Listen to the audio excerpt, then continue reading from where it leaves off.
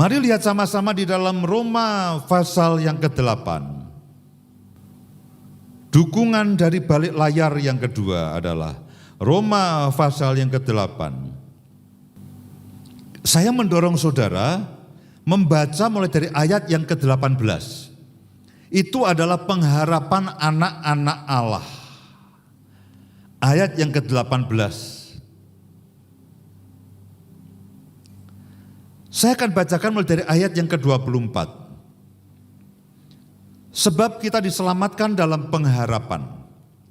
Tetapi pengharapan yang dilihat bukan pengharapan lagi. Sebab bagaimana orang masih mengharapkan apa yang dilihatnya. Tetapi jika kita mengharapkan apa yang tidak kita lihat, kita menantikannya dengan tekun. Nah, perhatikan baik-baik.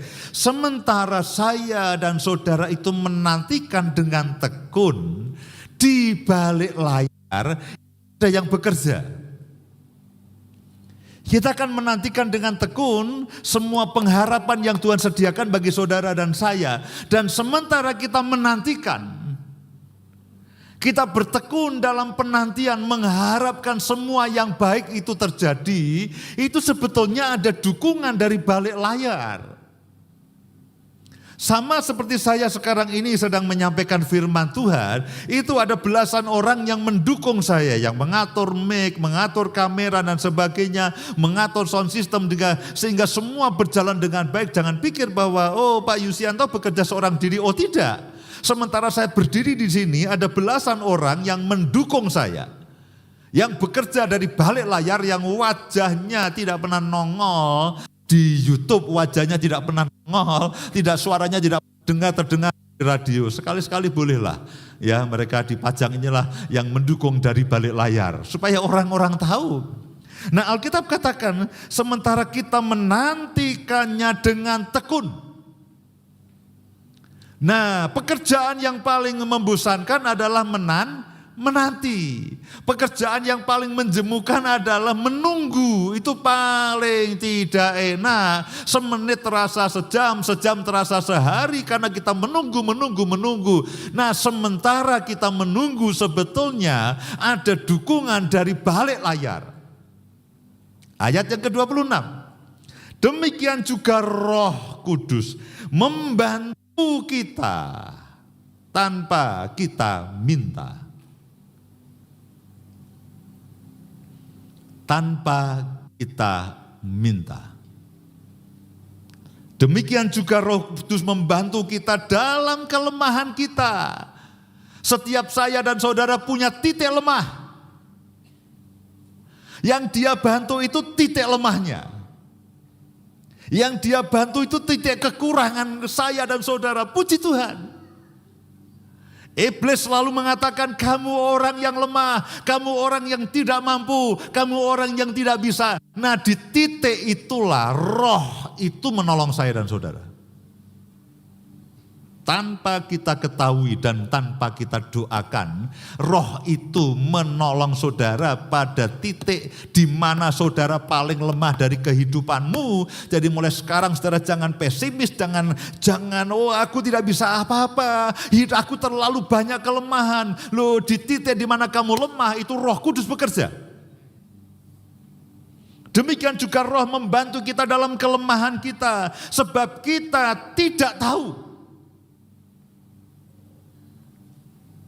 bagaimana sebenarnya harus berdoa. Tetapi Roh sendiri berdoa untuk kita kepada Allah dengan keluhan-keluhan yang tidak terucapkan. Jadi sementara saya menyampaikan firman Tuhan, itu Roh berdoa tanpa saya tahu, tanpa saya mengerti yang didoakan oleh apa. Itu apa, karena keluhan yang tidak terucapkan. Tetapi saya tahu sementara saya menjalani kehidupan ini, saya berkhotbah, saya melakukan semua pekerjaan, saya mengalami pergumulan, itu sebetulnya Roh Kudus berdoa tanpa saya tahu, tanpa saya sadari, dan dia berdoa dengan keluhan-keluhan yang tidak terucapkan.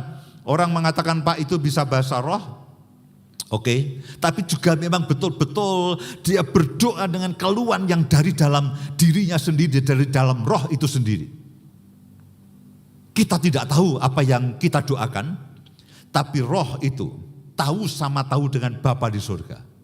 Dia katakan begini, Tetapi roh sendiri berdoa untuk kita kepada Allah dengan keluhan-keluhan yang tidak terucapkan. Dengan bahasa-bahasa yang mungkin kita tidak fahami. Dan Allah yang menyelidiki hati nurani mengetahui maksud roh itu, yaitu bahwa roh sesuai dengan kehendak Allah berdoa untuk orang-orang kudus. Jadi saudara bisa bayangkan sementara saudara menjalani kehidupan ini, pekerjaan dan semua pelayanan, di bagian yang lemah itu terutama roh berdoa. Tanpa kita sadari, tanpa kita mengerti roh itu berdoa, roh itu bekerja tahu sama tahu dengan Bapa di surga. Yang saudara dan saya tidak pernah tahu.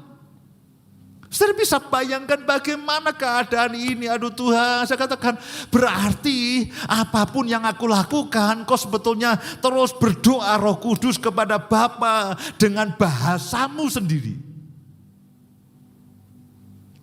Tidak ada seorang pun yang mengerti, saya tidak mengerti. Tapi Bapa yang mengetahui maksud daripada roh itu, bahwa roh itu berdoa sesuai dengan keinginan Bapa. Jadi ada agenda tahu sama tahu antara Roh Kudus dengan Bapa di surga. Lalu mereka bersama-sama menolong saya dan saudara, terutama pada titik yang paling lemah.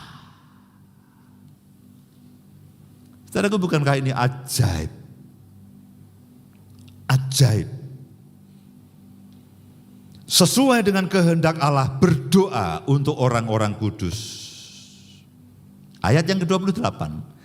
Kita tahu sekarang. Dari apa? Dari beberapa ayat yang kita baca bahwa Allah turut bekerja dalam segala sesuatu untuk mendatangkan kebaikan bagi mereka yang mengasihi Dia.